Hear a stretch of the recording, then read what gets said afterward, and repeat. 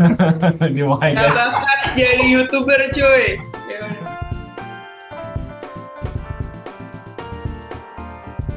Hai guys, welcome back to our channel. Balik lagi bersama Samuel dan ini istri gue Claudia. Kita suami istri kantoran dengan pengalaman kerja kurang lebih 10 tahun. Gue di bidang HRD, kalau di bidang marketing. Di channel ini kita suka bikin konten-konten seputar karir, keuangan, dan adulting, dan topik-topik seru lainnya. Jadi feel free kalau kalian belum subscribe untuk klik subscribe supaya minggu depan bisa ketemu lagi sama kita. Nah, minggu ini dan beberapa minggu depan kita punya segmen yang spesial ya, Clau. Segmen apakah itu? Ya, intinya sih kita mau menyapa teman-teman semua, teman-teman kita semua yang lagi ada di luar negeri. Nggak semua sih ya, beberapa teman-teman kita yang lagi di luar negeri. Kan kebetulan masih COVID juga ya, untuk mengobati rasa kangen juga terhadap jalan-jalan. Dan juga pasti teman-teman di sini banyak yang penasaran kan sebenarnya di luar negeri itu kondisinya kayak gimana. Dan specifically kalau di channel ini kan kita ngomongin soal keuangan dan keluarga ya, kita pengen tahu juga nih sebenarnya di luar negeri biaya hidupnya tuh berapaan sih. Jadi ya boleh kan kita mimpi dulu, nyiapin mimpi dulu gitu. Kalau buat teman-teman di sini yang ada cita-citanya ya tinggal di luar negeri, jadi bisa dari sekarang nih disiapkan. Buat kalian yang mau investasi Bitcoin dan cryptocurrency tapi nggak ngerti caranya gimana atau mulai dari mana, chill aja. Perkenalkan, Nobi, aplikasi investasi kripto tanpa ribet, mudah, aman, dan cuan. Tentang keamanan tak perlu khawatir.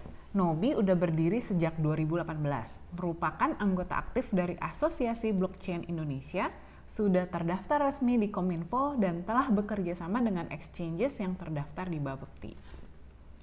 Nobi sebagai platform investasi cryptocurrency yang menyediakan cara mudah mendapatkan keuntungan, minim resiko, serta terjangkau. Di sini kamu bisa beli kripto mulai dari 20.000 dan investasi dari 50.000 saja. Nah, Nobi memiliki 3 produk, yaitu yang pertama, Nobi Trade, di mana kamu bisa punya top kripto aset mulai dari 20.000 dalam hitungan detik. Lalu Nobi Earn, investasi yang aman dan minim resiko layaknya investasi di bank. Cocok banget untuk kamu yang baru mau mulai. Dan yang terakhir ada Nobi Pro, mulai investasi secara autopilot dengan automated trading strategy dan pre-built portfolio. Ayo gabung Nobi sekarang, karena mereka lagi banyak promo spesial menjelang akhir tahun. Salah satunya, kamu bisa dapetin iPhone 13 Pro gratis dengan ngikutin sosial media mereka di Use Nobi dan download aplikasinya di Play Store dan App Store. Link ada di description box. Jangan lupa juga pakai kode referral NOBISAM untuk dapetin bonus cashback 5% dari fee kalian. Mau investasi kripto tanpa ribet? Chill aja, download Nobi sekarang. Nah, di Frugal Families Worldwide Series yang pertama ini, kita bersama dengan sepasang putra-putri Indonesia yang sedang menimba sesuap cuan ya di Jerman. Ya, welcome Ines dan Indra. Halo. Ya, udah Christmas sekali ya di sana. Udah ada pohon Natal, bajunya juga green and red. Oke, jadi kita kenalan dulu kali ya sama Ines dan Indra ini. Boleh. Kita sama Inesnya sebenarnya satu kampus dulu waktu kuliah di Jepang. Sebenarnya Sam dulu ya yang kenal Ines. Aku yang kenal Ines dulu. Datangnya cuma selisih 1 tahun apa 1 semester ya? 1 semester. Datangnya selisih 1 semester. Terus juga dari selama kuliah kita ada kegiatan-kegiatan mahasiswa bareng-bareng ya, pernah volunteer bareng, pernah part-time bareng juga, dan ya biasalah seperti biasa orang Indonesia kalau di mana-mana ngumpul teman-teman, jadi kenal dan akhirnya jadi teman kita semua juga gitu. Terus Clau datang juga setelah itu dan akhirnya jadi kenal juga. Iya, dan yang lebih lucunya lagi ternyata pas sampai balik ke Jakarta, kita setelah merit pun ternyata rumah kita yang di Bintaro ini tetanggaan sama Ines. Benar-benar bisa naik sepeda, literally. Iya, bisa jalan kaki bahkan ya. Sebelah sono gitu. Iya. Waktu Hana lahir juga kan waktu itu Ines sempat mampirin ya jalan kaki. So yeah, she's really part of the family lah. Iya. Oke. Nah itu tadi sedikit intro dari kita. Silakan boleh Ines dan Indra menyapa pemirsa, dan memperkenalkan diri kalian buat teman-teman. Halo semuanya. Kenalin, nama gue Ines, nih suami gue Indra. Kita berdua pasangan udah 2 tahun menikah, kita tinggal di Jerman, tepatnya di kota Hamburg. Itu sekitar 2 jam dari Berlin, ibu kotanya. Indra di sini kerja, biasa kerja di Jerman. gue udah tinggal di sini 1,5 tahun, gue baru datang langsung kena corona. Jadi sekarang kesibukannya masih mengejar sekolah bahasa sambil job hunting juga. Gitu. Kita berdua tinggal di Jerman berdua aja, kita belum punya anak. Dan udah ya, segitu palingan. Oke, kita lanjut lagi ya ngomongin soal biaya hidup di Jerman. Nah, mungkin yang paling basic dulu lah dari rumah atau tempat tinggal. Mungkin boleh di-share sedikit budgetnya di sana, tinggal di sana budgetnya tuh berapaan sih? Ya, jadi paling gampang sih kalau misalnya ngomongin soal rumah di sini kan kita di kota Hamburg ya. Nah, Hamburg itu tergolong kota yang lumayan mahal untuk bukan biaya hidup tapi biaya tinggal, biaya rumah ya. Kalau menurut internet terakhir sih katanya masih tergolong nomor 2 paling mahal seluruh Jerman karena memang di sini udah nggak banyak lahan yang bisa ditinggalin lah gitu. Jadi kayak emang orang tuh bersaing banget untuk cari tempat tinggal sehingga di sini jatuhnya tergolong mahal. Nah, cuma kita beruntung bisa dapat apartemen yang dapat subsidi sosial dari pemerintah. Jadi pada dasarnya untuk harga yang akan kita sebutin itu udah lumayan di bawah pasaran ya. Jadi kita punya apartemen itu sekitar 60 meter persegi, 2 kamar. Terus udah gitu kita bayarnya plus minus sama listrik sama internet semuanya itu 630 lah, 630 euro plus minus. Tapi itu juga jadinya kayak gini, itu dia kan udah termasuk biaya heater, udah termasuk biaya air, udah termasuk biaya listrik. Nah, cuma karena air, listrik, heater itu kan semua yang pemakaiannya juga tergantung kan. Plan kedua terbesar itu adalah insurance, karena di sini kayak BPJS gitulah ya. Di sini insurance-nya lumayan. Nanti itu Indra aja yang jelasin. Cuman apa yang kita dapat dari insurance itu, kalau kita ke dokter itu kita semua gratis, benar-benar gratis. Terus untuk obatnya juga kita cuman butuh bayar biaya admin itu 5 euro, tapi ada juga beberapa resep tertentu yang bahkan kita nggak usah bayar apapun. Jadi bisa dibilang kesehatannya gratis. Nah, bayarnya berapa per bulan, Pak? Kalau benar, nah ini permasalahannya konsepnya beda kalau kita freelancer sama kalau kita jadi pegawai ya. Karena gue freelancer di sini, gue punya perusahaan, jadinya insurance kesehatan yang harus gue bayar itu 14% dari gaji gue. Gitu. Nah, kalau misalnya sebagai employee jadi 7%. Pada dasarnya gitu aja sih. Kenapa 7%?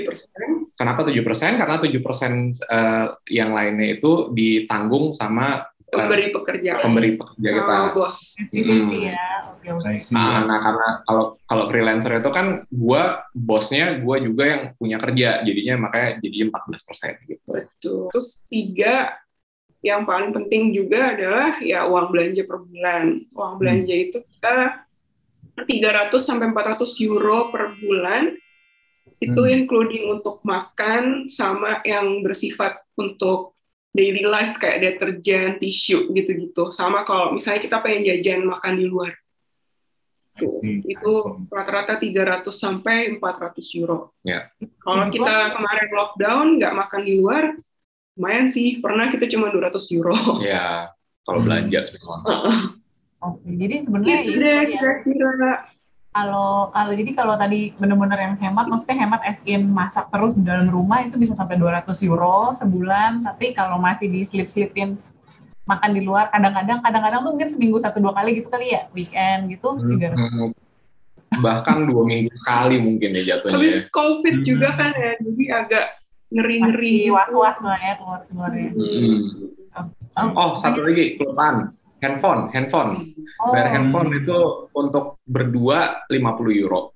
Nah, kayak postpaid kalau di sini telepon gratis. Jadi udah nggak perlu ngitung lagi. Cuma tinggal internetnya aja yang perlu dihitung-hitung. Oke.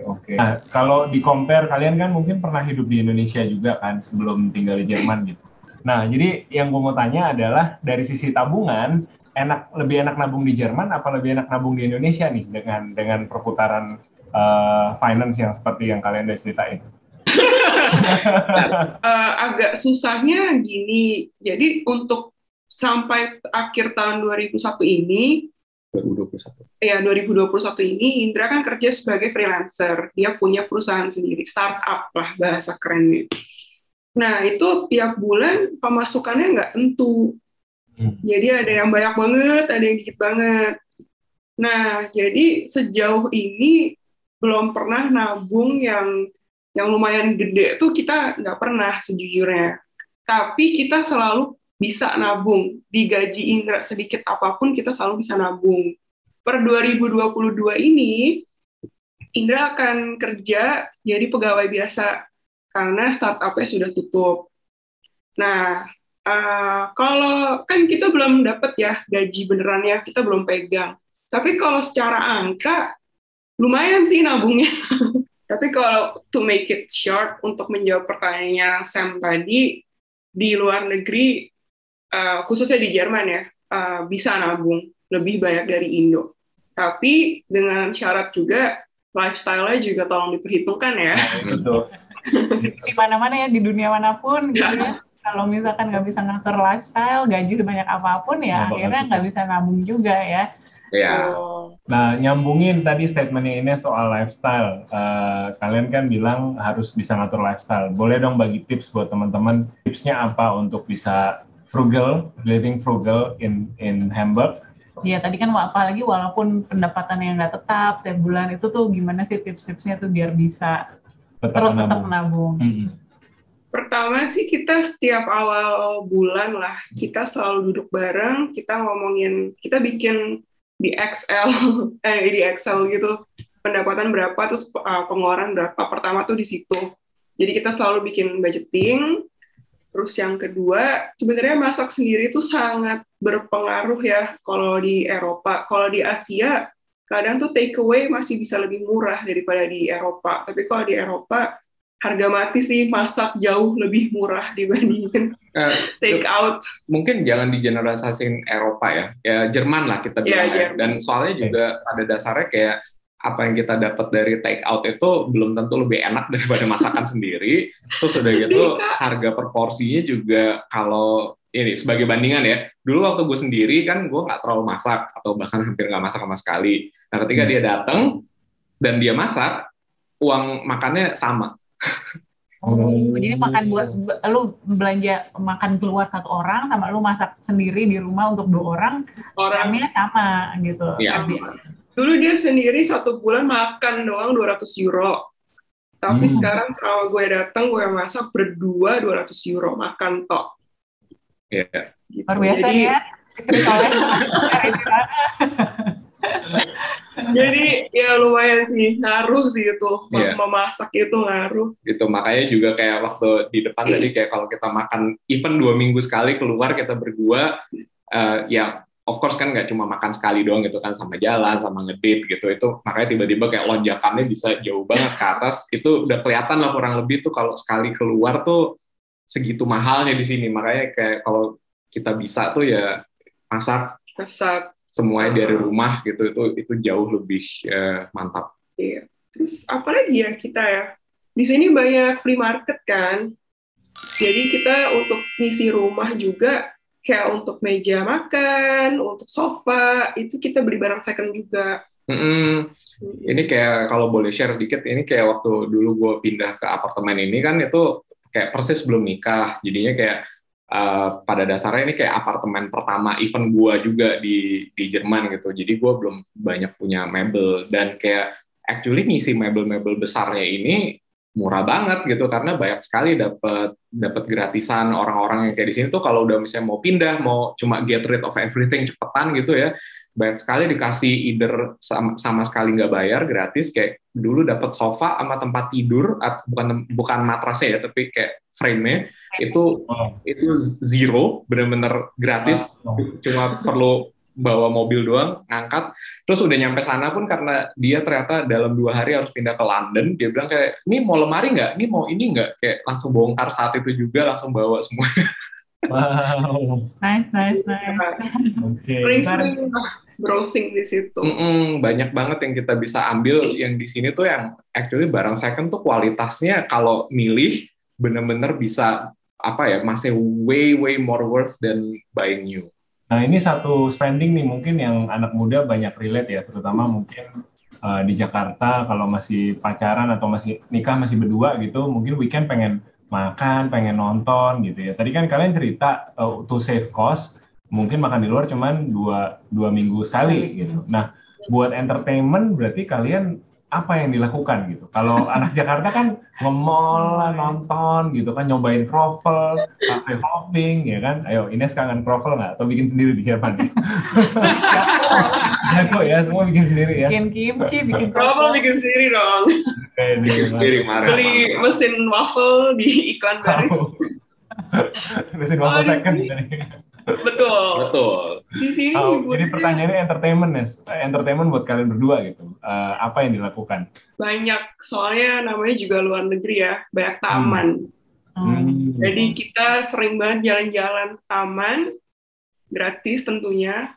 Terus kita cuma bawa bento, bawa bekal, bawa chips, kita jalan-jalan. Sama kayak di Jepang ya, waktu di Jepang kan kalau bulan musim semi ada sakura, di sini juga kita bisa lihat sakura.